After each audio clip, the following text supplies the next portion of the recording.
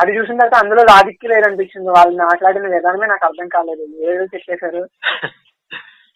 అది చూసిన తర్వాత శివశక్తి ఆర్గనైజేషన్ భాస్కర్కి వెళ్ళి ఇంకొకరు ఇద్దరు ఉన్నారు కదన్నా, వాళ్ళ దగ్గర కూడా ఫాలో అవుతాను. ధర్మ మార్గం అని ఇంకోటి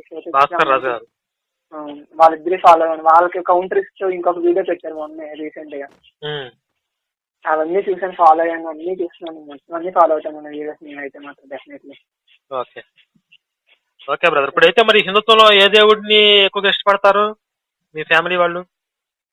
ఏ దేవుడు అంటే అన్ని ఏ గుడికి వెళ్తారు రెగ్యులర్ గా? అంటే మా మమ్మీ చేస్తున్నాను. మమ్మీ ప్రస్తుతానికి మండే అయితే శివుడికి చేస్తారు, గురువారం బాబాకి చేస్తారు, సాటర్డే ఏమో శనివారం వెంకటేశ్వర స్వామి చేస్తారు. అదేలే, అంటే మనకి ఏ రూపం అయినా ఎన్ని అవతారాలు అన్నా అంతిమంగా దేవుడు ఒక్కడే, పరబ్రహ్మం ఒక్కడే. ఆ సందర్భాలను బట్టి అనేక రూపాలు తీసుకున్నాడు. నాకు